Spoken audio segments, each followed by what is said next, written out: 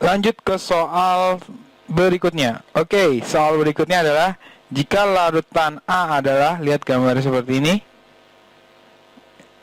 dengan konsentrasi 0,1 molar, katanya harga Ka-nya 1 kali 10 pangkat min 5.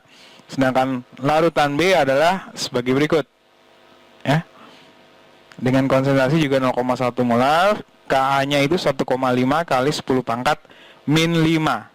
Diminta pernyataan berikut ini benar, kecuali, oke, jawaban A coba kita lihat. Larutan A adalah asam 2 metil propanoat. Lihat ya. Lihat senyawanya ada gugus COOH. Itu pasti gugus asam alkanoat atau asam karboksilat. Gitu ya. Kemudian rantai utamanya ada 3 atom C, maka sebagai utamanya itu adalah asam propanoat gitu ya. Tapi ada cabang, itu di posisi C nomor 2. Nah, cabang itu adalah cabang metil.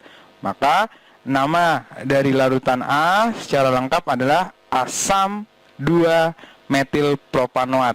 Pernyataan A benar gitu ya. Kemudian yang B, katanya keasaman larutan A lebih kecil dibandingkan larutan B. Kita lihat larutan A dan larutan B itu dua-duanya merupakan asam lemah. Kenapa? Karena mereka punya harga Ka yang kecil, yaitu yang satu. Yang larutan A itu harga Ka-nya 1 kali 10 pangkat min 5, sedangkan yang B Ka-nya 1,5 kali 10 pangkat min 5. Ya, masih ingat mencari pH dari asam lemah, berarti kita nyari konsentrasi H plusnya dulu, berarti sama dengan akar Ka dikali konsentrasi dari asam lemah tersebut. Ya. Nah, kita lihat harga H plus itu sebanding dengan harga akar dari Ka. Jadi kalau kita ingin cari H plus yang lebih besar, maka kita mencari Ka yang lebih besar. Nah, H plus itu juga menandakan keasaman. Jadi kalau H plusnya tinggi, maka keasamannya pun juga semakin tinggi. Larutan A itu Ka-nya 1 kali 10 pangkat min 5, sedangkan larutan B Ka-nya itu 1,5 kali 10 pangkat minus 5. Maka larutan B memiliki Ka yang lebih besar dibandingkan yang A, gitu ya. Sehingga konsentrasi H plus dari larutan B itu lebih besar dibandingkan yang A. Nah, karena konsentrasi H plusnya itu lebih besar, maka dipastikan keasaman dari larutan B itu lebih besar dibandingkan daripada larutan A. Kenapa? Karena H plus itu nilainya sebanding dengan nilai keasaman. Maka jawaban B betul ya. Oke, kemudian yang C, katanya pH larutan A lebih besar daripada larutan B.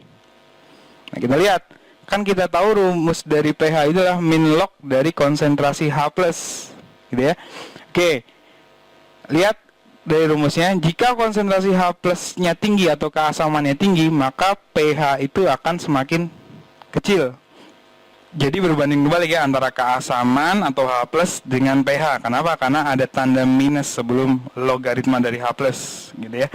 Oke, nah karena Ka dari larutan A itu lebih kecil dibandingkan larutan B, maka dipastikan keasaman dari A itu lebih kecil dibandingkan daripada larutan B.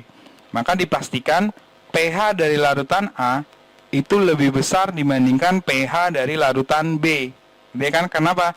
Karena kalau keasaman tinggi artinya pH-nya rendah gitu ya. Nah, karena keasaman dari A itu lebih kecil dibandingkan larutan B, maka pH larutan A itu lebih besar dibandingkan pH dari larutan B. Maka jawaban C juga benar. Kemudian jawaban D, katanya derajat ionisasi larutan A lebih besar daripada larutan B.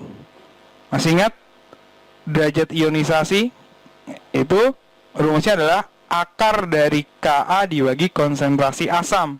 Artinya apa? Artinya harga derajat ionisasi atau dalam hal ini alfa itu sebanding dengan harga akar dari Ka. Nah, kita lihat Ka dari larutan A lebih kecil dibandingkan Ka dari larutan B. Nah, karena harganya itu sebanding antara alfa dengan akar dari Ka, maka alfa dari larutan A dipastikan lebih kecil dibandingkan alfa dari larutan B. Sehingga jawaban di poin D itu salah. Pernyataan yang tidak benar itu adalah pernyataan yang D.